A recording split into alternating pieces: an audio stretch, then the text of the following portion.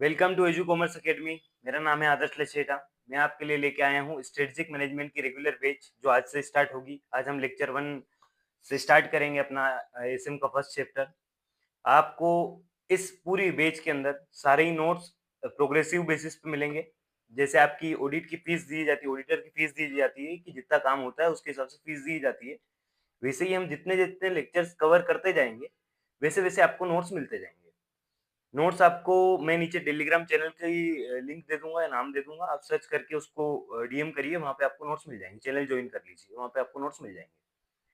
अब आपको मैं ये काफी कम समय में स्ट्रेटेजिक मैनेजमेंट का पूरा सिलेबस अच्छे से बता दूंगा। साथ ही साथ क्वेश्चंस मिल जाएंगे, आपको सब कुछ क्लियरिटी आपको मिल जाएगी। लेकिन आपको करना क्या है कि जो भी लेक्चर आप जो देख रहे हैं उसे शांति से देखना है, समझना है। डरना नहीं है, क्योंकि ये थ्योरेटिकल सब्जेक्ट है। काफ़ी बच्चे क्या करते हैं कि वो डर जाते हैं कि अरे यार इतना रटेंगे कैसे? मतलब रटना पड़ता है ना, तो इतना रटेंगे कैसे? आप रटिए मत। मैं आपके लिए बहुत लेटेस्ट एग्जांपल्स लेके आया हूँ। मीम्स के थ्रू कैसे भी करके आपको याद करना है बस। की पॉइंट्स मेरे जो नोट्स हैं वो आईसीआई के जो सजेस्टेड आंसर्स होते हैं ना, कि आप किसी टॉपिक का आंसर लिख रहे हैं तो उससे मैंने की पॉइंट्स उठाए हैं। तो मेरे नोट्स के अंदर आपको वैसे पॉइंट्स मिलेंगे जो आप याद रखेंगे, तो आप एग्जाम में वैसे के वैसे भी अगर लिखेंगे तो आपको जरूर मार्क्स मिलेंगे। तो आपको इस बात का ध्यान रखना है कि जो मैं बता रहा हूँ वो ऑलरेडी बहुत शॉर्ट फॉर्मेट में है, काफी अच्छे नोट्स हैं, मॉडिफाइड नोट्स हैं। तो आप इन्हें कम से कम याद करें। आईसीआई मेट का जो डाटा है वो काफी वास्ट हो जाता है, आप समझ नहीं पाते, ग्रास्प नहीं कर सकते हैं। लेकिन ये नोट्स काफी ज्यादा फोटोग्राफिक मेमोरी पे मैंने ज्यादा ध्यान दिया है। आपको पिक्चर्स मिलेगी, एग्जांपल्स मिलेंगी, जिससे आप कनेक्ट करके उसको रिटेन कर सकते हैं लंबे समय के लिए। तो उम्मीद करता हूँ आप सब ठीक होंगे और एक्साइटेड होंगे आपके ग्रुप 2 के नए सब्जेक्ट यानी स्ट्रेटेजिक मैनेजमेंट से जुड़ने के लिए। काफी अच्छा सब्जेक्ट है। तो चलिए शुरू करते हैं। स्ट्रेटेजिक मैनेजमेंट, सबसे पहले स्ट्रेटजी होती क्या है? स्ट्रेटेजिक मैनेजमेंट को समझने के पहले स्ट्रेटजी समझना पड़ेगा, फिर मैनेजमेंट समझना पड़ेगा, फिर साथ में देखेंगे होता क्या है स्ट्रेटजी। तो स्ट्रेटजी, अगर आपने कभी क्रिकेट खेला हो तो क्रिकेट खेलते वक्त आप स्ट्रेटजी बनाते हैं, यार ये बैट्समैन को मैं ऐसे आउट करूंगा, ऐसे फील्ड सेटअप करूंगा। जैसे आजकल विराट कोहली साहब काफी ऑफ स्टंप की बॉल पे आउट हो जा रहे हैं, तो सामने वाली टीम स्ट्रेटजी बनाती है ना कि हम ये जो हमारा उनका गोल क्या है कि विराट कोहली को आउट करना है, तभी उनकी टीम जीतेगी। तो लंबे समय का सोच रहे हैं कि टीम जीतना चाहिए, उसके लिए विराट कोहली को आउट करना है, छोटे समय के लिए है, उसके लिए उन्होंने स्ट्रेटजी बनाई। लंबे समय का जो सोचते हैं ना उसे विजन बोलते हैं, कि दूर तक देखना कि हमारी टीम जीतनी चाहिए।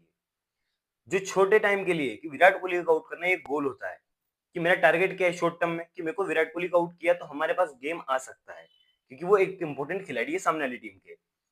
तो इस तरह से आप स्ट्रेटजीज बनाते हैं।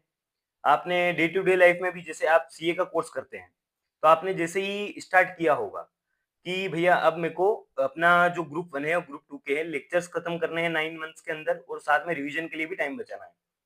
अगर आपने मान लीजिए रिकॉर्डेड बेची है, तो आपने खुद से प्लानिंग करी होगी, एक स्ट्रेटजी बनाई होगी कि भाई ग्रुप 1 अपना बड़ा है, इसको मैं 3 महीने और 15 दिन या 10 दिन दूंगा लेक्चर्स खत्म करने के लिए। और जो ग्रुप 2 है वो छोटा है, कम समय लेता है, तो इसके लिए मैं 2 से ढाई महीना दूंगा, ताकि मैं 6 महीने के अंदर इसे खत्म कर सकूं, साथ में फिर ये कर सकूं अपना जो बचा हुआ रिवीजन का टाइम रहेगा 3 महीने। फिर आपने ये भी स्ट्रेटजी में रखा होगा कि भैया मैं टेस्ट कब दूंगा, प्रैक्टिस कब करूंगा, मैं एमसीक्यू कैसे करूंगा, ये सब आपने सोचा होगा, तो इसे भी एक स्ट्रेटजी बोलते हैं। अब मैनेजमेंट समझते हैं। मैनेजमेंट सुनते ही आपके दिमाग में दो पिक्चर्स बन सकती है। मतलब स्ट्रेटेजिक मैनेजमेंट के अंदर जो मैनेजमेंट है उसके दो सेंस निकलते हैं, दो सेंस में उसे लिया जा सकता है। पहला है कि की मेंबर ऑफ की group of person of a company और एन ऑर्गेनाइजेशन, कि जो लोग हैं वो इतने इंपॉर्टेंट लोग जो होते हैं एक ऑर्गेनाइजेशन के, जो उसे चलाने में मदद करते हैं। यानी आपकी एक कंपनी है, आपके पास काफी सारे रिसोर्सेस होते हैं, आप कैपिटल लगाते हैं, पैसे इन्वेस्ट करते हैं, मशीन्स खरीदते हैं, फैक्ट्री लगाते हैं, ये सारे रिसोर्सेस हो गए। अब उन रिसोर्सेस को संभालना और ऑर्गेनाइज्ड फॉर्मेट में चलाना, ये जिन लोगों का काम होता है उसे हम मैनेजमेंट में गिनते हैं।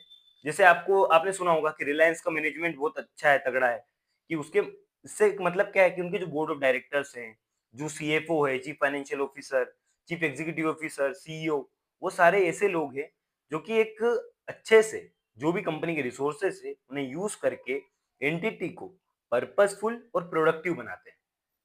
तो देखते हैं पहले क्या है, इसे रीड करते हैं। In first sense management is a key group in an organisation in charge of its affairs.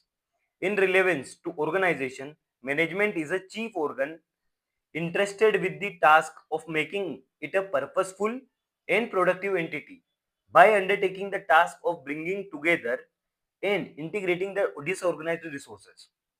क्या कहना चाह रहे हैं कि आपकी जो कंपनी है उसके अंदर जो डिसऑर्गेनाइज्ड रिसोर्सेस होते हैं, काफी रिसोर्सेस बिखरे हुए हैं, उन्हें जोड़ना, उन्हें इस तरह यूज करना कि आपकी एंटिटी का एक पर्पस दिखे कि ये एंटिटी किस पर्पस के लिए काम कर रही है, और प्रोडक्टिव कि वो जो भी रिसोर्सेस है ना उन्हें अच्छे से यूज करना, एक किसी कारण से यूज करना, एक अच्छे से यूज करना, ये मैनेजमेंट होता है।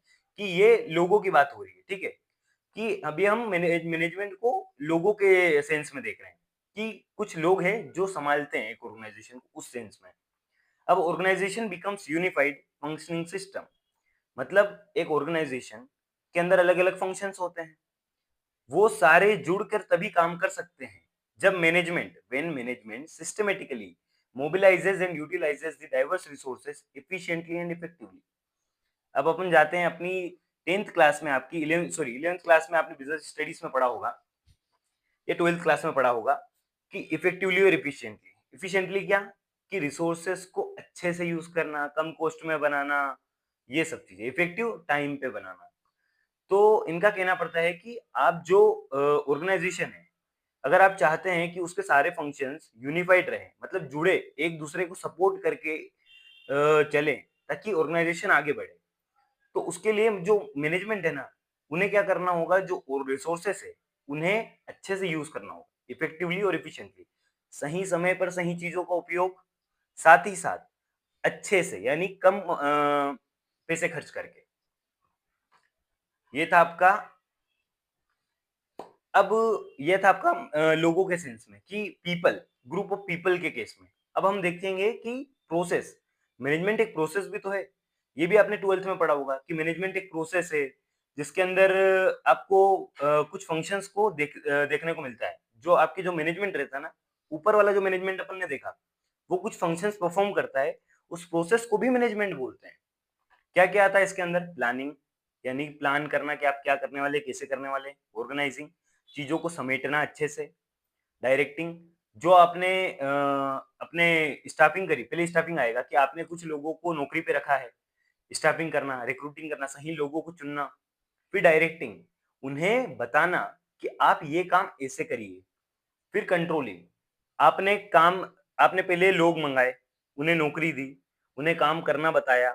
कंट्रोलिंग का क्या है कि आपने कुछ सोचा होगा कि हम ऐसा करेंगे, ऐसा करने के लिए यहाँ से यहाँ तक की जो प्रोसेस है कि यहाँ तक आना है आपको, उसके अंदर अगर कुछ डिविएशन आता है ना, कि आप सही नहीं अचीव कर पा रहे हैं, मान लीजिए आपने 1 महीने में 1 लाख यूनिट्स बनानी थी आपको, तो इस हिसाब से आपको 10 दिन में कितनी बनानी थी, वो आपने टारगेट रखा था।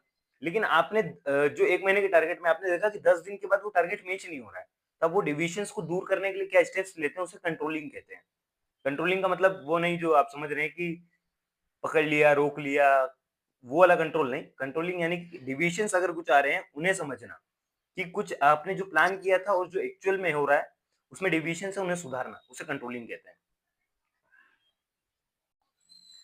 हमने देखा कि मैनेजमेंट एक सेंस में पीपल के लिए है, एक सेंस में प्रोसेस के लिए है, जो कि फंक्शंस को अपन ने देखा कि वो एक दूसरा सेंस है। अब जो मैनेजमेंट है ना, वो बहुत जरूरी होता है आपकी बिजनेस का सक्सेस और सर्वाइवल दोनों के लिए। सर्वाइवल के लिए भी कि आपको एक तो मार्केट में बने रहना है, तभी तो आप सक्सेसफुल हो सकते हैं बाद में जाके, और सक्सेस के लिए भी, जैसे कि एक ही कंपनी, यानी आपकी जो रिलायंस थी ना, तो धीरू भाई अंबानी ने क्या किया था कि उसके ही 2 पार्ट किए होंगे, एक अनिल अंबानी के पास, एक मुकेश अंबानी जी को दिया।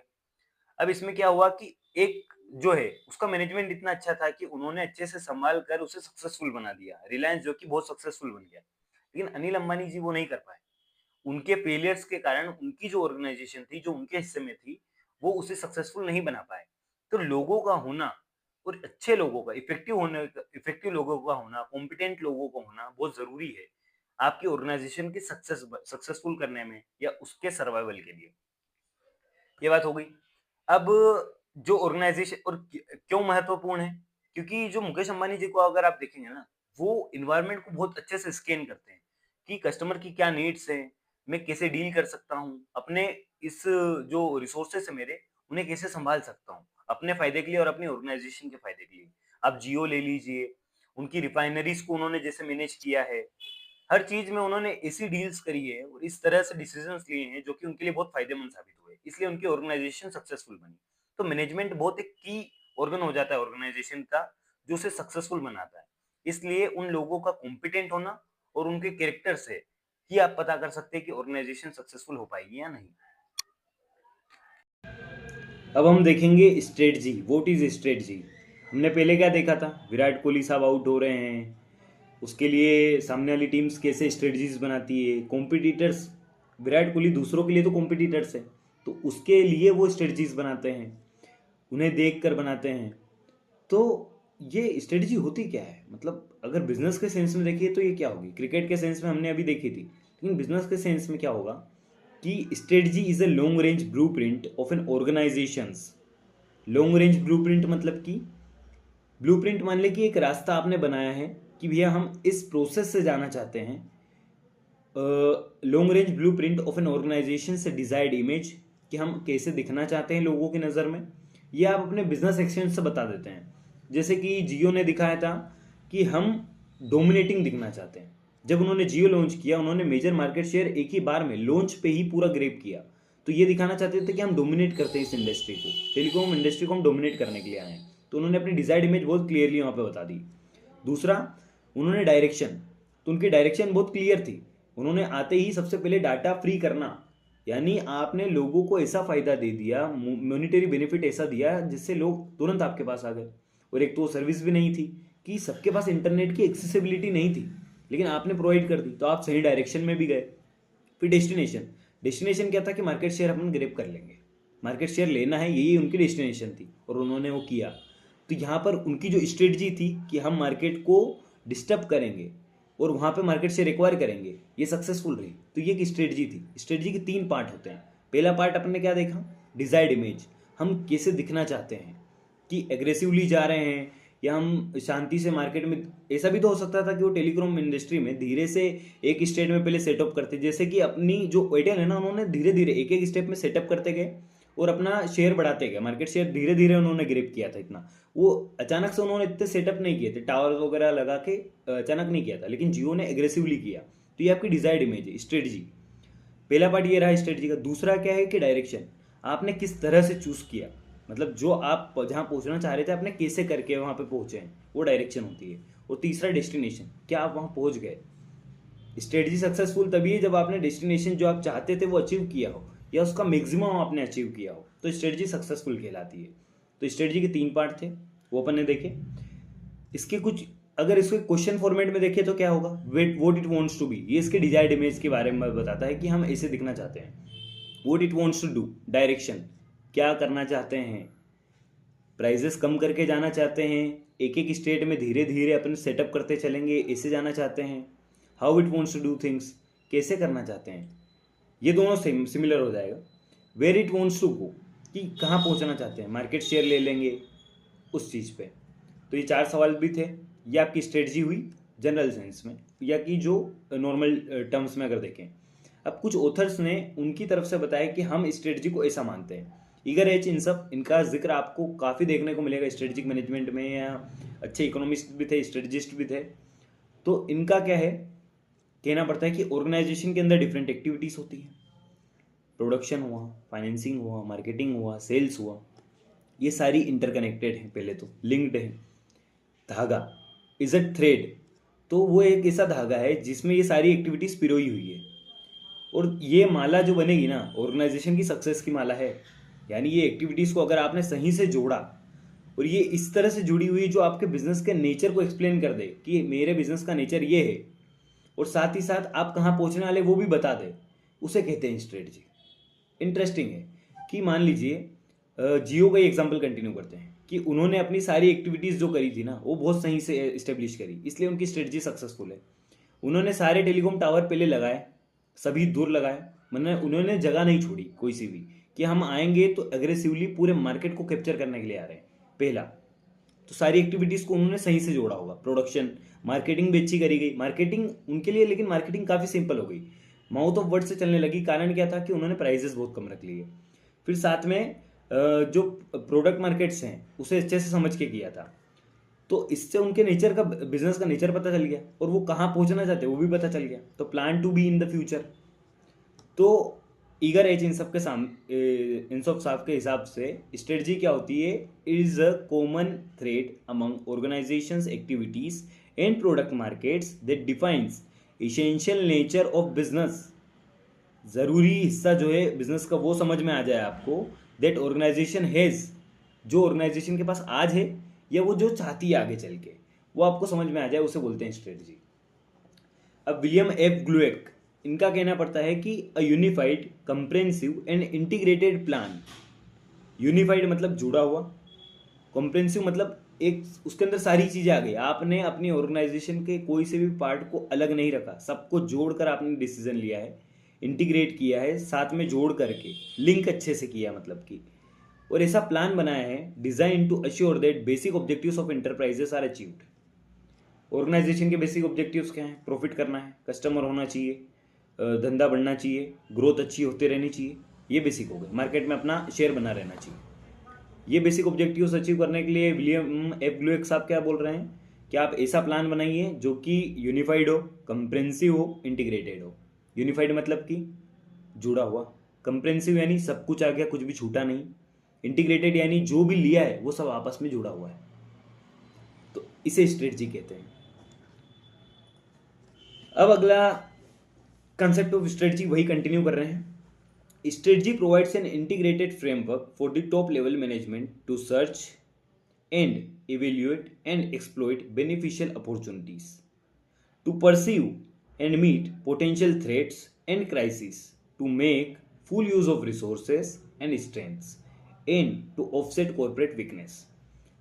ये लैंग्वेज बिल्कुल समझ में नहीं आती है, इसे काफ़ी खोल के अगर आप समझेंगे तो बेटर रहेगा। एक एक लाइन से समझते हैं इसे क्या होता है।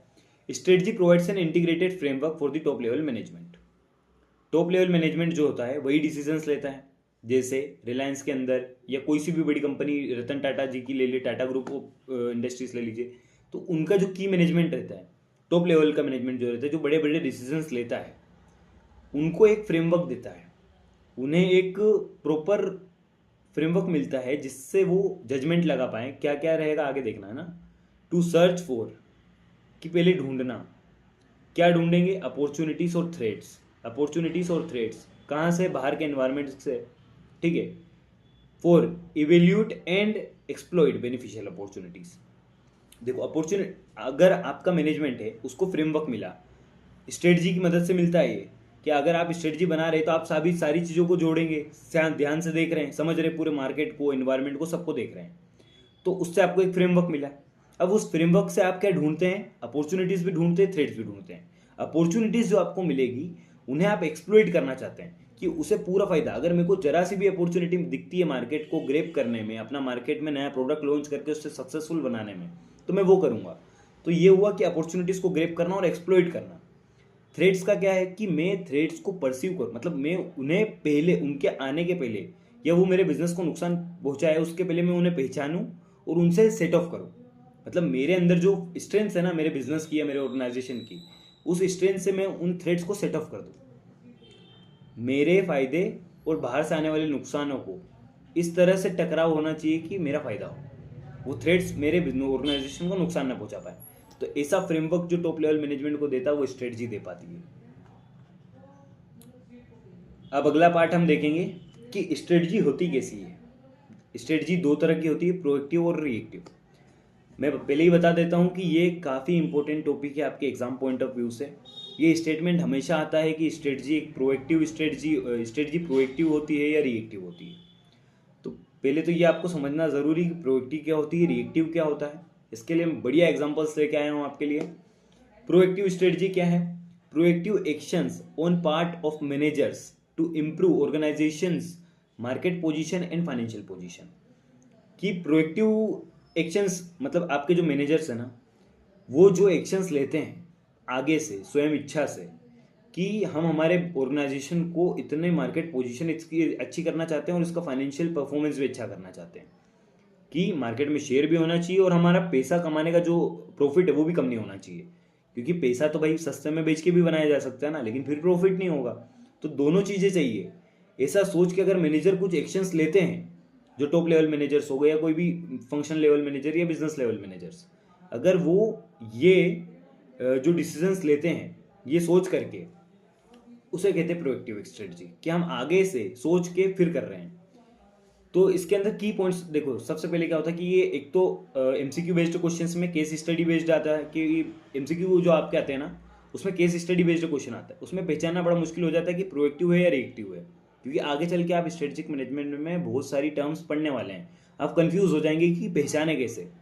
क्योंकि पेपर लिखते वक्त सबसे बड़ी प्रॉब्लम ये आती है कि आप आइडेंटिफाई नहीं कर पाते हैं। आपको ये पता होगा कि प्रोएक्टिव स्ट्रेटजी होती क्या है, उसके अंदर क्या कंटेंट लिखना है, लेकिन आप पहचान नहीं पाते हैं।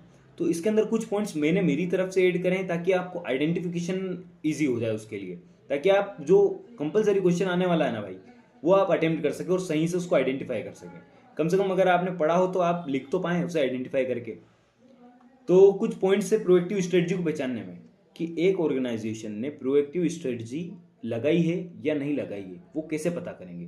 तो ये 4 पॉइंट होने चाहिए उसके अंदर। सबसे पहला, anticipate change. It means looking ahead to identify potential market shifts and proactively preparing for them. आपने जो चेंज मार्केट के अंदर आने वाला है, मार्केट में लोगों की डिमांड्स आगे पीछे हो रही होगी, वो आपने पहले ही एंटिसिपेट कर लिया और उसके लिए प्रिपेरेशन चालू कर दिया। समझ रहे हैं कि आगे जो आने वाला है चेंज, उसको पहले ही एंटिसिपेट करके उसके हिसाब से बदलाव करना शुरू कर दिया अपनी ऑर्गेनाइजेशन में, अपनी स्ट्रेटजीज में। इसे बोलते हैं प्रोएक्टिव स्ट्रेटजी। ये समझ जाना कि अगर आपको मान लीजिए एग्जांपल दिया है कि एक XYZ कंपनी है, उन्होंने देखा कि मार्केट में ना आजकल हेल्दी प्रोडक्ट्स ज़्यादा बिक रहे हैं, तो उन्होंने अपने प्रोडक्ट्स के अंदर हेल्थ इंग्रेडिएंट्स की मात्रा बढ़ा करके और अपने जो ऐसे प्रोडक्ट्स थे जो बिकते भी कम थे और हेल्दी भी नहीं थे, उन्हें एलिमिनेट करना स्टार्ट कर दिया। इसका मतलब ये है कि वो अपनी ऑर्गेनाइजेशन को प्रोएक्टिव स्ट्रेटजी के थ्रू आगे बढ़ाना चाह रहे हैं। ठीक है, ये पहला पॉइंट हो गया। दूसरा क्या होगा, एम्ब्रेस टेक्नोलॉजी।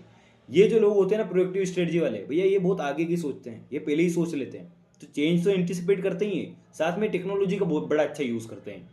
तो ये टेक्नोलॉजी पर बड़ा ध्यान देते हैं। जैसे कि आपकी एक मशीन थी, वो उसकी प्रोडक्शन कैपेसिटी मिनिमम जो भी थी, मतलब मान लीजिए 1000 थी, और आपके पास जो है डिमांड है मार्केट के अंदर काफ़ी रहती है।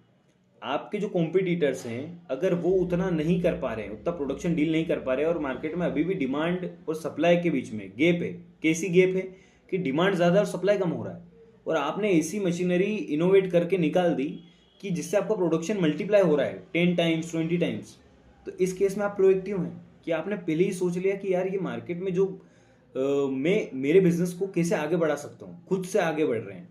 कुछ हुआ नहीं है मार्केट में, आपने खुद से सोचा कि मैं ऐसे कर लूंगा तो शायद मेरा धंधा बढ़ेगा। तो ये दूसरा पॉइंट था, एम्ब्रेस टेक्नोलॉजी। ऐसे लोग हमेशा टेक्नोलॉजी को आगे रखते हैं प्रोएक्टिव स्ट्रेटजी में। तीसरा है कस्टमर सेंट्रिक फोकस। इनका बड़ा सीधा मानना है कि हमें तो कस्टमर से मतलब है। जैसे एयरटेल को क्या ज़रूरत थी अभी 5G नेटवर्क सबसे पहले लॉन्च करने की, ये एक प्रोएक्टिव स्ट्रेटजी है। उन्होंने समझा कि भैया अब क्या है कि 4G वाला तो बहुत हो गया, मार्केट सेचुरेट होने लगा है, लोगों को और फास्ट इंटरनेट चाहिए। लोगों की कंप्लेंट्स रहती है कि भैया हम कहीं ऐसी जगह पे हैं यहाँ पे आपका जो है नेटवर्क अच्छे से नहीं मिल रहा है, तो 5G लॉन्च करना। ये एक प्रोएक्टिव स्ट्रेटजी है कि आपने क्या किया कि कस्टमर की ज़रूरत के हिसाब से उसे जो मतलब जो कस्टमर उस चीज़ को वैल्यू करे, ऐसी चीज़ आगे से दे दी कि ये लीजिए और ये यूज़ करिए। तो कस्टमर के हिसाब से पूरा सोच के चलना, कस्टमर सेंटरिंग अप्रोच या फोकस, तो ये भी प्रोएक्टिव स्ट्रेटजी को आइडेंटिफाई करने के लिए एक ज़रूरी पॉइंट है। सबसे पहला देखा एंटिसिपेट चेंज, दूसरा देखा एम्ब्रेस टेक्नोलॉजी, टेक्नोलॉजी को ध्यान में रखते हुए करते हैं आप, कस्टमर्स पे बहुत ज़्यादा ध्यान देते हैं आप। फिर continuous learning, staying updated on industry trends and updating business strategies accordingly is essential. यानी आप क्या करते हैं कि कंटिन्यूस लर्न करते रहते हैं कि मार्केट के अंदर जो चेंजेस दिख रहे हैं, जैसा भी हो रहा है, तो मतलब आपकी R&D वाली रिसर्च एंड डेवलपमेंट की प्रोसेस बढ़िया चलती रहती है कि आप लगातार अपने लोगों को मार्केट के अंदर भेजते हैं, कंज्यूमर से इंटरेक्ट करते हैं, ताकि आपको पता चले कि कंज्यूमर्स आजकल क्या पसंद कर रहे हैं। आप अगर ये बात देखेंगे ना कि कपड़ों की इंडस्ट्री में ये बड़ा ज़रूरी होता है कि लोग आजकल कौन से डिज़ाइंस पसंद कर रहे हैं। शार्क टैंक पे काफ़ी सारे ब्रांड्स आए कपड़ों के, उन्होंने बताया कि हमने ये आइडेंटिफाई किया है कि आजकल लोगों को फंकी कपड़े ज़्यादा पसंद आते हैं, थोड़े फटे टूटे जीन्स पहनना पसंद आते हैं। तो उन्होंने ऐसा सोचा, मतलब उन्होंने R&D अच्छी करी होगी कि कहाँ पे ऐसा मार्केट है कि ऐसे लोग ये उनका माल ले लेंगे, उनके कपड़े लेंगे, तो उसके हिसाब से चलते हैं वो। तो कस्टमर का भी सोचा है यहाँ पे, एंटीसिपेट चेंज भी किया, टेक्नोलॉजी का यूज़ अगर मान लेंगे कि उन्होंने मशीनरी यूज़ करी हो। और चौथा कंटिन्यूस लर्निंग, लोगों से, मार्केट ट्रेंड से लगातार इंटरेक्ट करते करते कुछ नई चीज़ें सीखते रहना, कंटिन्यूस लर्निंग, उससे आपको फ़ायदा होगा। और ये प्रोएक्टिव स्ट्रेटजी के पॉइंट थे। प्रोएक्टिव स्ट्रेटजी पहचाननी है तो ये 4 पॉइंट उसके अंदर ढूंढिए, अगर मिल जाते हैं तो वो प्रोएक्टिव स्ट्रेटजी होगी। क्या? एंटीसिपेट चेंज, आगे से मैंने चेंज एंटीसिपेट किया और उसके हिसाब से चलने लगा। Embrace technology, customer centering approach और कंटिन्यूस लर्निंग। काफ़ी शांति से मैंने बताया है क्योंकि ये इंपॉर्टेंट टॉपिक है। आप गलती करते हैं, आप भूल जाते हैं, वैसा मैं चाहता नहीं हूँ, ये याद होना चाहिए आपको।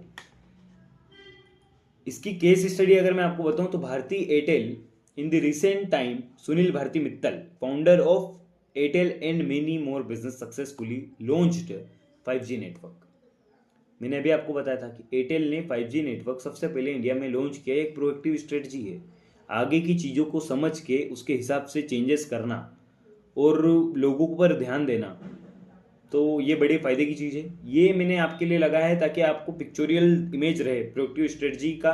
अगर आपने ये केस स्टडी पढ़ी है तो आपको ध्यान में रहेगा कि कैसे पहचानना है, आपको की एलिमेंट्स मिल जाएंगे पहचानने के लिए। अब रिएक्टिव स्ट्रेटजी देखते हैं कि भैया आगे से तो हमने कर दिया, मतलब आगे से तो हमने कर दिया कि आगे से हम जो कर सकते थे, चेंजेस कर सकते थे, सुधार कर सकते थे, वो तो किए। लेकिन कभी कभी क्या होता है कि मार्केट के सारे फोर्सेस आपके हाथ में थोड़ी ना है, मतलब एक्सटर्नल फैक्टर्स जो हैं, बाहरी चीज़ें आपके हाथ में थोड़ी ना है। विराट कोहली साहब ने काफ़ी प्रैक्टिस करी ऑफ स्टंप की बॉल को खेलने की, लेकिन रणजी ट्रॉफी में बॉल जब स्विंग इतना हो गया, स्टंप में घुस गई, तो फिर बोल्ड हो गए, ऑफ स्टंप पे आउट ना होके इधर आउट हो गए। तो कुछ एक्सटर्नल फैक्टर्स भी होते हैं कि आप कुछ चीज़ों में अच्छे हो सकते हैं, आगे से बदलाव करें, लेकिन कभी कभी रिएक्टिव स्ट्रेटजी की भी ज़रूरत पड़ती है। वो कब पड़ती है और कैसे, और रिएक्टिव स्ट्रेटजी होती क्या है वो देखते हैं। Reactions to unanticipated development and fresh market conditions in dynamic business environment. आप जहाँ पर बिजनेस करते हैं ना, वो बहुत डायनामिक इन्वायरमेंट है, मतलब चीज़ें बदलती रहती हैं, कस्टमर की सोच बदल रही है, मार्केट में चीज़ें नहीं, आज आपको एक तरह के कपड़े पसंद है, कल नहीं है, आज आपको एक तरीके का मोबाइल पसंद है, कल नहीं है। तो इतने ज़्यादा चेंजेस होते रहते हैं, डायनामिक बिजनेस इन्वायरमेंट है। तो इस कारण क्या होता है कि जो मार्केट के अंदर है ना, कंडीशंस नई नई आती जा रही है। क्या मार्केट आपसे, आपके बिजनेस से डिमांड करता है कि आप ये चेंज करिए।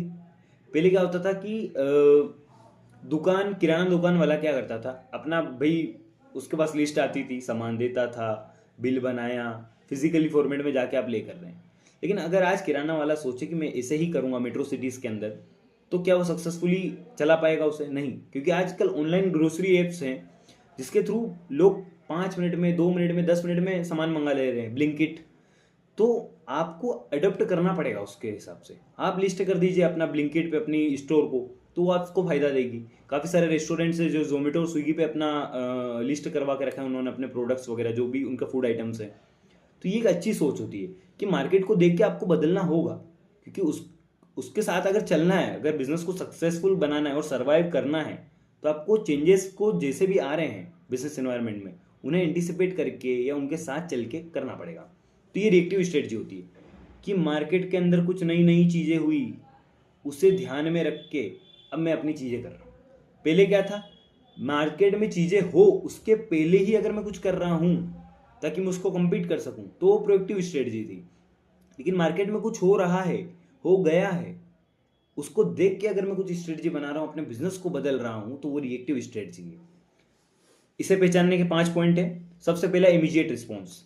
रिएक्टिव स्ट्रेटजी का कहना सिंपल है, मार्केट में अगर कुछ उपरा तपरी हो गई है तो आप फटाक से कुछ उस पर रिस्पॉन्स दें, अपनी ऑर्गेनाइजेशन की स्टेप्स लें, बदलें, मतलब कुछ चीज़ें। इसका मैं एग्जांपल आगे चल के लेने वाला हूँ। अभी आप ये सिर्फ 5 की पॉइंट्स दिमाग में रखिए। इसके ऊपर भी एक बेहतरीन केस स्टडी है, एयरटेल की है, लेकिन पूरी प्रोसेस से मैं आपको समझाऊंगा उसे। Immediate response, taking actions only when problem occurs without proactive planning और प्रिवेंटिव मेजर्स। पहले नहीं सोचा था आपने, पहले कोई प्रिकॉशंस भी नहीं लिए हैं, कुछ हुआ है तभी आप प्लानिंग कर रहे हैं, तभी आप उसके हिसाब से एक्शंस ले रहे हैं, उसे बोलते हैं इमीडिएट रिस्पॉन्स। रिएक्टिव पहचानना तो क्या है कि इमीडिएट रिस्पॉन्स किया क्या कंपनी ने, तो आप पहचान पा रहे हैं। दूसरा, फ्लेक्सिबिलिटी एंड एडेप्टेबिलिटी। आपकी ऑर्गेनाइजेशन के अंदर इतनी फ्लेक्सिबिलिटी होनी चाहिए कि आप किसी भी चीज़ को आसानी से बाहर से अडॉप्ट भी कर पाएँ। फ्लेक्सिबिलिटी और एडेप्टेबिलिटी का मतलब यही कि बाहर जो चेंजेस हुए ना, उसके हिसाब से आप अपनी ऑर्गेनाइजेशन को ढाल पा रहे हैं। ठीक है। तीसरा है फोकस ऑन क्राइसिस मैनेजमेंट। आपका ध्यान अभी जो मार्केट में हुआ है इस वक्त पे, उस पे होता है कि अभी यार ये डिसरप्शन जो आया है ना, मेरे को बस इस पे ध्यान देना है।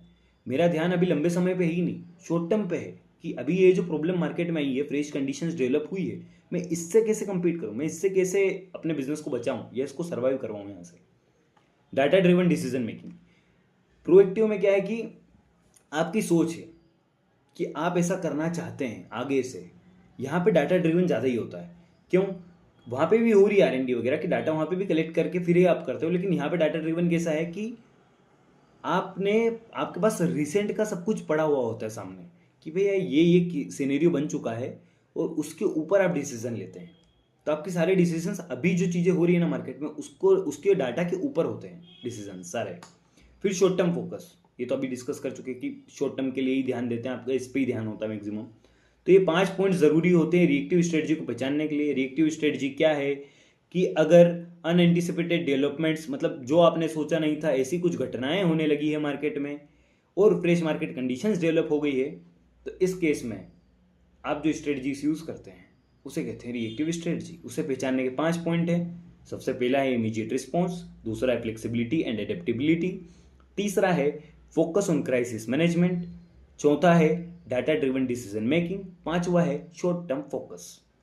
अब इसकी केस स्टडी है एक एयरटेल और जियो को समअप करके मैंने बनाई है ये, कि 2016 में जब मुकेश अंबानी जी ने जियो लॉन्च किया था तो उन्होंने फ्री डाटा यूजेज भी दिया कस्टमर्स को अपने, और वो एक डिस्ट्रप्टिव एंट्री थी जियो की मार्केट के अंदर, टेलीकॉम इंडस्ट्री के अंदर, जिसने पूरे जो दूसरे कॉम्पिटिटर्स थे उन्हें तो दहला दिया था भाई कि अब क्या होगा, क्योंकि मार्केट शेयर बहुत, मतलब कुछ कंपनियां तो खत्म ही हो गई।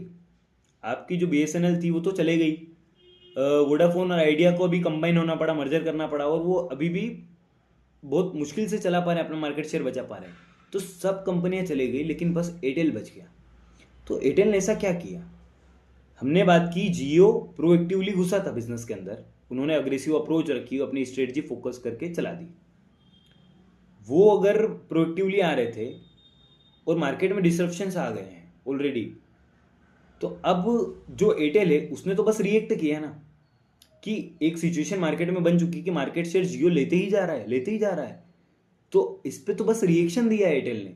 लेकिन वो रिएक्शन ऐसा क्या था जिसके कारण वो टिकी रह गई और दूसरे जो कंपटीटर्स थे वो बाहर हो गए, एलिमिनेट हो गए, उनका मार्केट शेयर खत्म हो गया। तो but Airtel able to survive that price war इसलिए बोलूंगा क्योंकि जियो ने काफ़ी कम प्राइजेस पे डाटा वगैरह अफोर्डेबल करवा दिए थे लोगों को और फ्री ही दे दिया था actually. By adapting reactive strategy, Airtel focused on premium services, value added services. मैंने पहले भी कहा था एयरटेल का फोकस है कस्टमर्स के ऊपर है पूरा। तो उन्होंने क्या किया कि प्रीमियम सर्विसेज देना चालू करी, कि और कुछ नया नया देना चालू करा कि जिससे कि कस्टमर उस एक्स्ट्रा चीज के लिए उनसे जुड़ा हुआ रहे। दूसरा value added services and trying to match data plans and offers at Jio. ये डाटा प्लान्स वगैरह का मैच करना ना, ये रिएक्टिव स्ट्रेटजी को एकदम परफेक्ट रेप्लिकेट करता है। कैसे? कि मार्केट में कुछ हुआ ना, मैंने फटाक से अपनी चीज़ें उसके हिसाब से कर ली। पहले डाटा प्लान्स वगैरह और ऑफर्स अलग चल रहे थे, शायद ऑफर कम दे रहे हों, लेकिन अब इतना डिसरप्शन आ गया है कि मार्केट में आप बचोगे ही नहीं अगर आपने आज भी रिएक्शन लेके अपने कमाई को कम नहीं किया। आपको खर्च करना पड़ेगा और थोड़ा काटना पड़ेगा, वरना आप सर्वाइव नहीं कर पाएंगे। तो एक रिएक्शन दिया एयरटेल ने, वो परफेक्ट था, और इसे हम बोलते हैं रिएक्टिव स्ट्रेटजी। जियो का 2016 में आना, उसके लिए एयरटेल की उसके ऊपर जो उन्होंने रिएक्शन दिया, इसे रिएक्टिव स्ट्रेटजी कहेंगे। इसे याद रखना, रिएक्टिव स्ट्रेटजी इसे पहचानते हैं। रिसेंट के ही अटेम्प्ट में अभी रिएक्टिव स्ट्रेटजी पे क्वेश्चन आ चुका है। अब क्या आपकी कंपनी को बस प्रोएक्टिव यूज़ करना चाहिए, रिएक्टिव नहीं। मैंने दोनों एग्जांपल जानबूझकर एयरटेल के इसलिए लिए कि प्रोएक्टिव वहाँ है जहाँ उन्होंने 5G यूज़ किया, रिएक्टिव वहाँ है जहाँ उन्होंने बोला कि हम अपना जो जियो आया था वहाँ पे टिके रहे। तो कंपनी को दोनों ही स्ट्रेटजी चलानी पड़ेगी अगर वो चाहती कि अपना बिजनेस आगे बढ़ा के रखे। मतलब आप सिर्फ एक ही स्ट्रेटजी के थ्रू काम नहीं कर सकते। प्रोएक्टिव चलने दे रहे हैं और मार्केट में क्या हो रहा है आपको पता नहीं, तो रिएक्टिव फिर सिर्फ आपकी सोच के हिसाब से तो कस्टमर नहीं खरीदेगा ना माल आपका। तो दोनों तरफ से सोचना बहुत ज़रूरी होता है। Proactive strategy is planned strategy भी बोलते हैं इसे, और रिएक्टिव को हम एडेप्टिव रिएक्शन, जो मार्केट के अंदर सर्कमस्टेंसेस चेंज हो रहे हैं उसके ऊपर रिएक्शंस देना बोलते हैं। तो इसको एडेप्टिव स्ट्रेटजी बोल लो या रिएक्टिव स्ट्रेटजी बोल लो, उसे प्रोएक्टिव स्ट्रेटजी बोल दो या प्लान्ड क्योंकि आपने पहले से प्लानिंग करके उसके हिसाब से आप गए मार्केट के अंदर। कुछ ऐसी टर्म्स हैं जो हम आगे चल के इसमें देखेंगे, मे बी नेक्स्ट लेक्चर में देखेंगे, क्योंकि काफ़ी इंपॉर्टेंट टर्म्स है। इन पे भी क्वेश्चन आना बहुत मतलब बार बार ही बनते हैं कि हर अटेम्प्ट में ही मान लीजिए इन टॉपिक्स में से एक आधे पे तो क्वेश्चन बनना ही बनना है। Vision, objectives, implementation, evolution, corrective measures, controlling वगैरह जो भी मैंने आपको बताया था, ये टर्म्स मैं आपको आगे चल के एक्सप्लेन करूंगा नेक्स्ट लेक्चर में भी। फिलहाल स्ट्रेटजिक मैनेजमेंट पे आते हैं। स्ट्रेटजी समझा, मैनेजमेंट समझा, स्ट्रेटजी कितने प्रकार की होती है वो समझा। मैनेजमेंट के दो सेंस में मतलब होता है, पीपल हो गया, प्रोसेस हो गया। अब हम देखते हैं कि स्ट्रेटजिक मैनेजमेंट क्या होता है। Strategic management refers to managerial process of developing a strategic vision. सबसे पहले आप स्ट्रेटजिक विजन बनाएं। मैं अभी आपसे एक्सपेक्ट नहीं कर रहा हूं कि आपको ये याद हो जाए या समझ आ जाए तुरंत, क्योंकि ये जो टर्म्स है ना ये मैं आपको बाद में एक्सप्लेन जब करूंगा नेक्स्ट लेक्चर में, तो इसकी और क्लैरिटी आएगी, क्योंकि इतनी आसानी से आप इसको ग्रेस्प नहीं कर सकते हैं इस डेफिनेशन को। तो बस अभी जैसे मैं बता रहा हूँ वो सुन लीजिए, उससे समझ लीजिए। Refers to managerial process of developing a strategic vision, मतलब स्ट्रेटजिक विजन कुछ तो बनाते हैं, ठीक है। सेटिंग ऑब्जेक्टिव्स तो आपको पता होगा कि भैया मैंने अभी विराट कोहली का एग्जांपल लिया था। अगर आप वो क्रिकेट वाला एग्जांपल ही सोचें कि टीम का जितना विजन है और उससे छोटा अगर मैंने किया तो ऑब्जेक्टिव है या गोल है कि मेरे को ये तो लेना है, विराट कोहली का विकेट तो लेना है अगर टीम को जिताना है तो। इम्प्लीमेंटिंग एंड इवोल्यूटिंग स्ट्रेटजी, इम्प्लीमेंटिंग क्या कि भैया मैंने बॉल डाली, ऑफ स्टंप पे ही जा पा रही है क्या, मतलब मैं ऑफ स्टंप, आपको पता है कि बॉलिंग ऑफ स्टंप पे डालनी है, क्या आप उतने अच्छे से डाल पा रहे हैं। आपने अगर उन्हें बहुत आगे बॉल दे दी, वो कवर ड्राइव खेल पा रहे हैं, तो फिर तो आपकी स्ट्रेटजी काम नहीं देगी। तो इम्प्लीमेंटेशन जरूरी है। फिर इवोल्यूटिंग स्ट्रेटजी, आपने बॉल डाली और आपको लगता है कि यहाँ नहीं, यहाँ के बजाय यहाँ होना चाहिए, जब आप करेक्शंस करने लगते हैं उसे बोलते हैं इवोल्यूशन, कि मैंने कहाँ पे डाली थी और कैसे किया। बिजनेस के स्ट्रेटजिक मैनेजमेंट की प्रोसेस को ध्यान से समझना। आपने एक स्ट्रेटजी बनाई थी उसके लिए आपको क्या करना पड़ेगा, एक विजन बनाया कि हमको जीतना है। दूसरा, आपने ऑब्जेक्टिव सेट किया कि जीतने के लिए विराट कोहली या और भी कोई अन्य इंपॉर्टेंट खिलाड़ी उसे आउट करना है। तीसरा, इंप्लीमेंटिंग एंड इवोल्यूटिंग, मुझे बॉल वहीं पे डालनी है जहां मैंने सोची है। इवोल्यूशन, कि क्या मैं वहां डाल पा रहा हूं या नहीं, of strategy. And finally initiating corrective adjustments were deemed appropriate. इस केस में मैं बुमराह का एग्जांपल लेना चाहूंगा। जसप्रीत बुमराह यॉर्कर डालते हैं, अगर वो बॉल थोड़ी आगे पीछे डलेगी तो फुल टॉस हो सकती है, छक्का जाएगा सीधे। तो इसलिए उनके करेक्टिव मेजर्स लेना जरूरी है कि वो बॉल वहीं गिरे जहां वो चाह रहे हैं। तो उसके लिए वो क्या एडजस्टमेंट्स करते हैं, पीछे से बॉलिंग करेंगे। अब मैं इसे बिजनेस के टर्म्स में बाद में समझाऊंगा, अभी मैं चाहता था कि ये टर्म्स आप फेमिलियर हो जाएं कि स्ट्रेटजिक मैनेजमेंट एक प्रोसेस है जिसके अंदर आप एक विजन डेवलप करते हैं, टीम जीतना चाहिए। मैं बार बार कनेक्ट इसलिए कर रहा हूँ ताकि आपको ये याद रहे। Setting a vision, developing a strategic vision, setting objectives and implementing and evaluating strategy, and finally initiating corrective measures were deemed appropriate.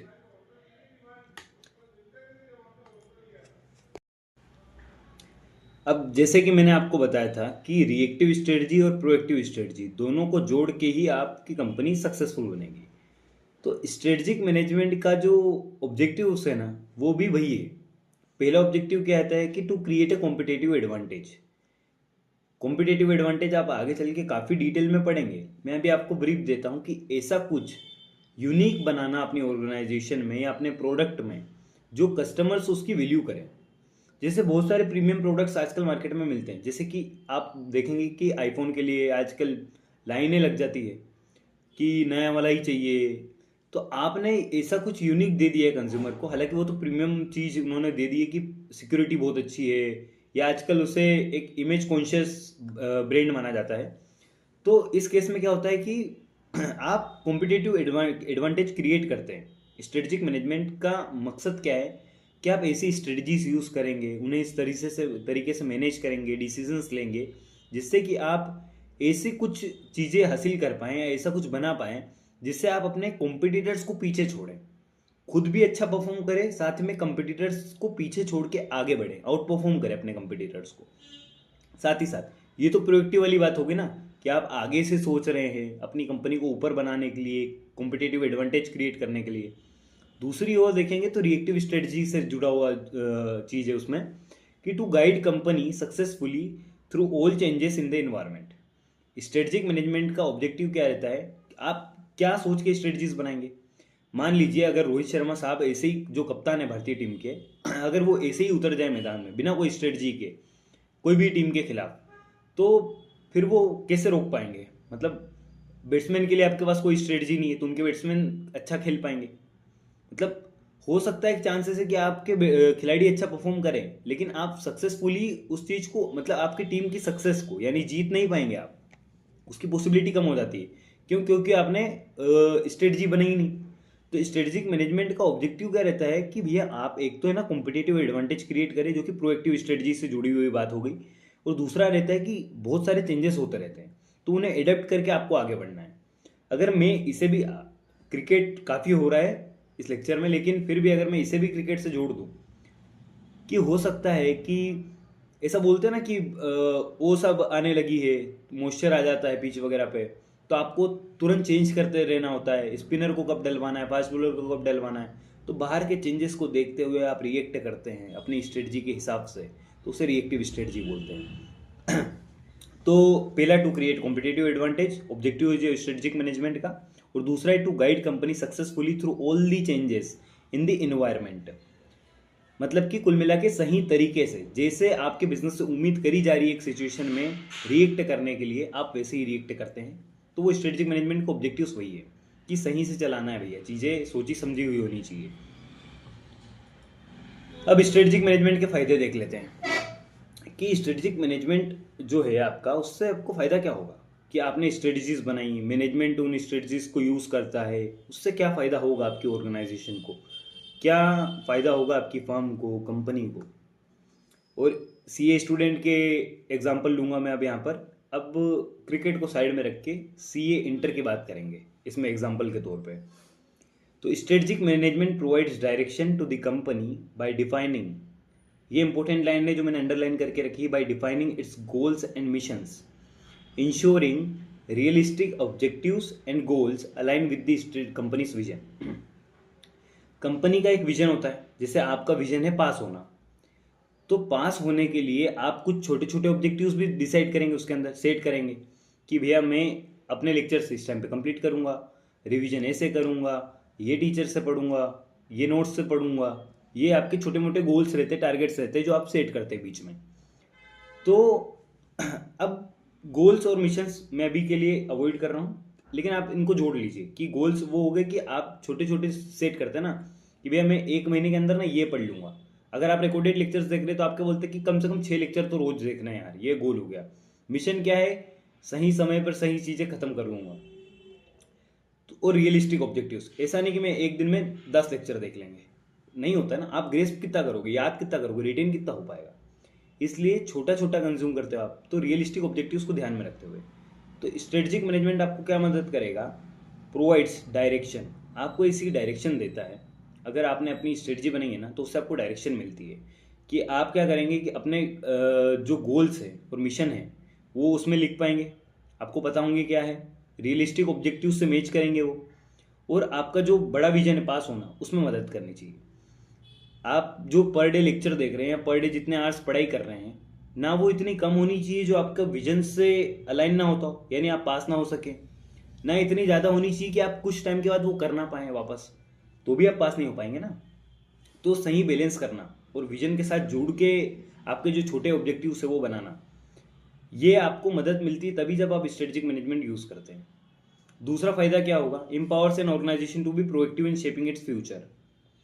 आपकी ऑर्गेनाइजेशन को आगे का सोच के उसके हिसाब से तैयार करने में मदद करता है और आपको एक्शंस जो है ना वो लेने में मदद करता है कि आप एक्शंस पे ज़्यादा ध्यान देते हैं और जो भी चेंजेस आते हैं मार्केट में उसको ध्यान में रखते हुए आप डिसीजंस ले पाते हैं। तो ये फ़ायदा भी आपका स्ट्रेटेजिक मैनेजमेंट का हो गया। तीसरा फायदा है कि serves as a corporate defence mechanism. अगर बिना सोचे समझे आप कोई भी काम करेंगे जिसकी आपके पास स्ट्रेटजी नहीं है कि ऐसे करूँगा या वैसे करूँगा, तो उसमें गलतियाँ होने की गुंजाइश ज़्यादा हो जाती है। कि अगर आपने बिना कुछ सोचे समझे, मान लीजिए कि हम्म, आपने अगर स्ट्रेटजी नहीं बनाई होती कि मैं कैसे पढ़ूंगा और कैसे नहीं पढ़ूंगा, तो हो सकता है कि आखिरी में जब जाते जाते जब एग्ज़ाम आएगी आपके पास काफ़ी सारा सिलेबस बच गया, आपके लेक्चर्स बैकलॉग में हो गए। तो ये सिनेरियो नहीं आने के लिए आप स्ट्रेटेजिक मैनेजमेंट करते हैं। तो आपकी जो गलतियां है ना, जो कॉर्पोरेट डिफेंस मैकेनिज्म क्यों बोल रहे हैं कि ऑर्गेनाइजेशन के कुछ लोग रहते हैं जो ऊपर टॉप लेवल मैनेजमेंट के, वो ये गलतियां अवॉइड कर सकते हैं अगर वो स्ट्रेटजीज बनाएं और उन पर प्रॉपर उन्हें मैनेज करें और डिसीजंस ले। तो कौन सी गलतियां अवॉइड कर लेंगे, एक तो प्रोडक्ट मार्केट चॉइसेस, कि मेरे को कौन से मार्केट में कौन सा प्रोडक्ट उतारना है। अगर आज कोई बोले कि मैं तो कीपैड लॉन्च करूंगा, तो आप बेवकूफ़ी नहीं कर रहे हैं क्या? आपके मार्केट में जो चीज़ एक्सेप्टेबल है आप वही वाली उसके अंदर डालेंगे। तो आपने स्ट्रेटजी सही बनाई होगी तभी आप उसमें सही चीज़ लॉन्च कर पाएंगे। तो प्रोडक्ट मार्केट चॉइसेस के लिए काम में आता है।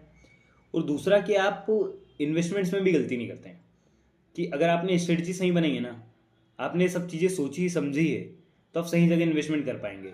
कि आपको मान लीजिए आपके 4 प्रोडक्ट थे एक प्रोडक्ट आपको पता है कि इस मार्केट में नहीं चलने वाला, उसके बाद भी उस पर ज़्यादा से ज़्यादा इन्वेस्टमेंट करना, नई नई मशीनरी लगाना। जैसे कीपैड मोबाइल के लिए अगर मान लीजिए अगर आज कोई लॉन्च करता है और वो उसके लिए काफ़ी सारी फैक्ट्रीज लगा दे, तो उसका कोई सेंस ही नहीं बनेगा। कोई सेंस है इस बात का? तो कॉर्पोरेट डिफेंस मैकेनिज्म इसलिए कि आप गलतियां करने से बचेंगे, इन्वेस्टमेंट्स के नज़रिए से भी और साथ साथ में प्रोडक्ट मार्केट चॉइसेस में भी, कि कौन सा मार्केट में कौन सा प्रोडक्ट उतारना है और कौन सी जगह पे कितना इन्वेस्टमेंट करना है, ये भी आपको स्ट्रेटेजिक मैनेजमेंट बताता है। चौथा फायदा क्या है, आपके बिजनेस को लंबे समय तक चलना है, लॉन्जेविटी ऑफ द बिजनेस को इन्हेंस करना है, तो वो स्ट्रेटेजिक मैनेजमेंट का फ़ायदा है कि स्ट्रेटेजिक मैनेजमेंट यूज़ किया तो आपका बिजनेस लंबे समय तक चलते रहेगा। क्यों? क्योंकि आपको वो क्लियर स्टैंडिंग देता है इंडस्ट्री में। रिलायंस ने अपना क्लियर क्या किया स्टैंड कि हम कंज्यूमर्स के साथ डील करेंगे, हम कंज्यूमर्स को प्रोडक्ट देंगे। चाहे वो जियो सिनेमा लॉन्च करना हो, जियो की सिम लॉन्च करना हो, चाहे वो रिटेलर्स जो रिलायंस रिटेलर्स का भी जो चीज़ है उनकी, वो सारे कस्टमर्स से ज़्यादा डील करते हैं। उन्हें पता है कि इंडिया की पॉपुलेशन इतनी है कि वो कंज्यूमर मार्केट से ज़्यादा पैसे कमा सकते हैं और बना सकते हैं। तो उनका क्लियर मार्केट मतलब जो मार्केट की स्टैंडिंग है, इंडस्ट्री की स्टैंडिंग है उनकी, वो बहुत क्लियर है। इसके कारण उनका बिजनेस लंबे समय तक चलता है क्योंकि वो बदलाव करते रहते हैं चीज़ों में और उसके हिसाब से चलते हैं। तो स्ट्रेटेजिक मैनेजमेंट यूज़ किया अगर अच्छे से तो आपका बिजनेस लंबे समय तक चलेगा और सर्वाइव कर पाएगा लंबे समय में। फिर स्ट्रेटेजिक मैनेजमेंट 5वां पॉइंट है, strategic management helps an organization to develop certain core competencies. हमने ऊपर देखा था कि ऑब्जेक्टिव्स होते हैं स्ट्रेटेजिक मैनेजमेंट के कि कॉम्पिटेटिव एडवांटेज बनाना है। कोर कॉम्पिटेंसीज का मतलब आपको थोड़ा और आगे चल के सीखने को मिलेगा। अभी के लिए ऐसा मान लीजिए कि कुछ ऐसी चीज़ें बना लेते हैं आप, बेसिक चीज़ें हैं जो कि आपकी ऑर्गेनाइजेशन को चलाने के लिए बहुत ज़रूरी है, लेकिन वो सिर्फ आपके पास है, किसी और कॉम्पिटिटर के पास ना हो। जैसे कोको कोला के पास उसका फॉर्मूला है, तो उनकी कोर कॉम्पिटेंसी क्या है कि उनका वो फॉर्मूला जिससे वो यूज़ करके इतनी सेल्स करते हैं। अगर मान लीजिए फॉर्मूला ही लीक हो जाए और वो फॉर्मूला कोई दूसरी कंपनी यूज़ कर लेती तो कितनी प्रॉब्लम आती। उन्होंने उसे पेटेंट करा के उसे प्रिकॉशन ले लिया कि पेटेंट करवा लिया कि ये फॉर्मूला हमारा है और हम ही इससे ड्रिंक्स बनाएंगे और बेचेंगे। तो उन्होंने कोर कॉम्पिटेंसी बनाई और उसके कारण क्या हो कि वो सर्वाइव भी कर पा रहे हैं मार्केट में और ग्रोथ भी कर पा रहे हैं। अब ये स्ट्रेटजी के बिना तो नहीं होता ना, कि आपने ढूंढी है कोई चीज़ कि हम ऐसी यूनिक चीज़ बनाएंगे, फिर उसको ऐसे मैनेज कर रहे हैं। मैनेज किया मतलब उन्होंने पेटेंट करवाया डिसीजन लेके, तो ये आपने किया, तभी आपकी ऑर्गेनाइजेशन लंबे समय तक सर्वाइव भी करती है और ग्रोथ भी करती रहती है। तो कोर कॉम्पिटेंसीज बनाने में भी मदद कौन करता है? Strategic management. फिर छठा पॉइंट आता है आपका, it act as an path finder. Strategic management बनाते वक्त आप क्या करते हैं, काफ़ी सारा डाटा देखते हैं, काफ़ी सारी सिचुएशंस को एनालाइज करते हैं, आपके सामने जो कुछ भी हो रहा हो उसे ध्यान से देखते हैं। फिर आपको एक रास्ता नज़र आने लगेगा। वो रास्ता कहाँ से मिलेगा? मान लीजिए आपने स्ट्रेटजिक मैनेजमेंट की बुक खोली, तभी तो आपको उसमें कुछ कमियां या ऐसे कुछ टॉपिक्स मिलेंगे जिसमें आप स्कोर कर सकते हैं। अगर आपको पता ही नहीं है कि इसमें है क्या, बुक खोली ही नहीं, तो फिर पता कैसे चलेगा? स्ट्रेटजिक मैनेजमेंट बुक खोलता है, यानी वो आपको सारी सिचुएशन से रूबरू करवाता है, सिचुएशन से इंटरेक्ट करवाता है, आपकी खुद की वीकनेस और स्ट्रेंथ्स बताता है। तभी जाकर तो आप उससे मिलने वाली अपॉर्चुनिटीज़ हो या थ्रेट्स हो, स्ट्रेटजिक मैनेजमेंट की बुक खोलोगे तभी तो पता चलेगा कि इसमें मेरी कमियां क्या है और इसमें मेरी ताकत क्या है, अपॉर्चुनिटीज़ क्या क्या है, कहाँ से मैं मार्क्स इजीली ले सकता हूँ और कहाँ पे मेरे थ्रेट है कि ये नहीं पढ़ा, क्योंकि एग्जाम में आता तो है लेकिन अगर मैंने नहीं पढ़ा तो नुकसान हो जाएगा, तो ये थ्रेट्स भी है। तो it act as an path finder. और फिर आपको मान लीजिए एसएम की बुक खोली तो आप स्ट्रेटजीज बनाते हैं ना, वो आपको मदद करेगी उसे ढूंढने में भी कि कहाँ पे आप स्कोर कर सकते हैं और कहाँ पर उसे मतलब कैसे करेंगे वो भी। कि मान लीजिए स्ट्रेटजिक मैनेजमेंट के अंदर भैया सबसे आसान टॉपिक आपको कोई सा मिल गया, ढूंढा आपने, पहले तो अपॉर्चुनिटी मिल गई मार्क्स स्कोर करने की, अब आपको तरीके भी उसी से मिलते हैं, स्ट्रेटजी से ही मिलने लगते हैं कि यार मैं इसे एक काम करता हूँ, इसका मैं पहले लेक्चर देखता हूँ, उसके नोट्स बनाऊंगा, इसके मैं मैक्सिमम क्वेश्चंस राइटिंग में लिख लूँगा ताकि मैं अपने इतने मार्क्स तो सिक्योर कर लूँ। तो ये भी तो स्ट्रेटजिक मैनेजमेंट से ही आ रहा है।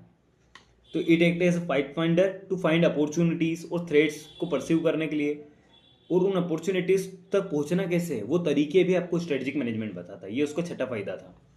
सातवां है provides framework to an organization for all major decisions such as product marketing facilities and investments. ऑर्गेनाइजेशन को ओवरऑल फ्रेमवर्क देता है ये जो टॉप मैनेजमेंट है, हालांकि उन्हीं को एक फ्रेमवर्क देता है कि आप कोई से भी मेजर डिसीजंस लेंगे ना वो इसी से रिलेटेड होने वाले। आप कुछ सोचोगे तभी तो आप डिसीजंस लोगे, आप सोचोगे या आपको चीज़ें पता होगी, नॉलेज होगा, तभी तो आप डिसीजंस लोगे। तो ये स्ट्रेटजिक मैनेजमेंट का सातवां फायदा था। सबसे पहला क्या देखा अपन ने कि provides direction by defining its goals and mission, ensuring realistic objectives होने चाहिए, और वो आपके जो रियलिस्टिक ऑब्जेक्टिव्स है और गोल्स है, छोटे छोटे टर्म्स है, विराट कोहली का आउट करना वगैरह, उसी से आपकी टीम जीतेगी, विजन के साथ अलाइन होता है। ठीक है, पहला फायदा। दूसरा फायदा empowers an organization to be proactive in shaping its future बनाने में आगे रखती है आपको, आप पहले एक्शंस लेते हैं अगर स्ट्रेटेजिक मैनेजमेंट का यूज़ करते हैं और आगे बढ़ते हैं, और टर्बुलेंस जो इन्वायरमेंट में आती है उससे भी बच पाते हैं। तीसरा कॉर्पोरेट डिफेंस मैकेनिज्म, डिफेंस तो आपको गलतियां करने से बचाता है, इन्वेस्टमेंट हो चाहे प्रोडक्ट मार्केट चॉइसेस हो। चौथा आपके बिजनेस की लॉन्जिविटी है, इनहेंस करता है, आप लंबे समय तक टिक पाते हैं, सर्वाइव कर पाते हैं और ग्रोथ कर पाते हैं। क्यों? क्योंकि आपने स्ट्रेटेजिक मैनेजमेंट का यूज़ किया है और अच्छे से किया है। आपकी इंडस्ट्री में क्लियर स्टैंडिंग है कि हम यहाँ खड़े हैं, हमारा मार्केट शेयर ये है और हम इस तरह से बिजनेस करते हैं। पांचवा पॉइंट है कोर कॉम्पिटेंसीज डेवलप करने में मदद करता है, जो कि अल्टीमेटली आपको सर्वाइवल और ग्रोथ दोनों में मदद करेगा। फिर एक टेस्ट पाथ फाइंडर, एसएम की बुक खोलोगे नहीं तो पता कैसे चलेगा? स्ट्रेटेजिक मैनेजमेंट अगर आपने यूज़ किया तो आपको पता चलेगी कि अपॉर्चुनिटीज़ क्या है, उन तक कैसे पहुंचना है। सातवां पॉइंट क्या होता? Provides framework to an organization for all major investments such as product marketing facilities and investment. सारे डिसीजंस लेने के लिए आपको जो फ्रेमवर्क मिलता है, एक किताब रहेगी, मान लीजिए ये फ्रेमवर्क एक किताब ही है जिसके अंदर देख कर ही आप सारे डिसीजन, ये किताब क्या है, ये आपके बिजनेस के बारे में सारी इंफॉर्मेशन रखती है ये किताब, उसको देखने के बाद ही आप डिसीजंस ले पाते हैं। और ये किताब मिलेगी कहाँ से? जब आप स्ट्रेटेजिक मैनेजमेंट का प्रॉपर यूज़ करेंगे। अब अगले लेक्चर में हम देखेंगे लिमिटेशंस क्या होती है, फिर आपके कितने लेवल्स ऑफ स्ट्रेटजी, जो पीपल होते हैं बटे हुए कैसे हैं कि टॉप लेवल है, फंक्शनल लेवल है, बिजनेस लेवल है, उसके साथ में नेटवर्क स्ट्रक्चर क्या है, और जो मैंने इंपॉर्टेंट टर्म्स का बोला है, विजन, गोल, मिशन, ऑब्जेक्टिव्स, ये सब भी डिटेल में देखेंगे। आज का लेक्चर यहीं पे ख़त्म होता है। आपको जितना भी मैंने पढ़ा है, मैं उम्मीद कर रहा हूँ कि आपने लिखा होगा, अच्छे से पढ़ा होगा। एक बार ये चैप्टर जब ख़त्म होगा तो मैं इसके बाद इसका MCQ और क्वेश्चन पेपर, जो अभी रिसेंट के क्वेश्चंस होंगे जो मेरे हिसाब से अब आ सकते हैं, मैं उनके क्वेश्चंस भी सोल्व करवाऊँगा आपको, और अच्छे से क्लैरिटी आएगी आपको। आपको करना क्या है कि आप कम से कम इसे एक बार पढ़ें, ये नोट्स अच्छे हैं, इसी से रेफर करके पढ़ें। ICAI की मेट अगर आप नहीं ओपन करना चाहते तो फिर आप इसे कम से कम याद अच्छे से करें। तो अपना लेक्चर यहीं पे ख़त्म होता है, और आपके जो भी डाउट्स रहेंगे आप कमेंट सेक्शन में डाउट्स पूछ सकते हैं, मैं सभी का जवाब दूंगा। साथ ही साथ में अगर आपको ये नोट्स चाहिए जो कि प्रोग्रेसिवली दूंगा, जितना पढ़ाऊंगा उतने नोट्स आपको मिलते जाएंगे, तो आप टेलीग्राम चैनल का लिंक या तो मैं चैनल का नाम दे दूंगा, आप चैनल ज्वाइन करके या मेरे को DM करके वहाँ से आप अपने नोट्स ले सकते हैं। साथ ही साथ जैसे ही ये चैप्टर ख़त्म होगा उसके ऊपर मैं आपको डिटेल में MCQ case study based questions भी करवाऊंगा, साथ में रिटन क्वेश्चंस भी ज़रूर करवाऊंगा। तो मिलते हैं अगले लेक्चर में, तब तक के लिए पढ़ते रहिए, और ग्रुप 2 के लिए आपको बेस्ट तैयारी करनी है और कम से कम समय में करनी है। आज 3 फरवरी है, 3 फरवरी से 28 फरवरी के बीच बीच में मैं इसे ख़त्म करूँगा, ये मेरा वादा है आपसे। और आपको सब कुछ याद रहेगा अगर आपने मन लगाकर ध्यान से इसे सुना और समझा। मिलते हैं अगले लेक्चर में, बाय।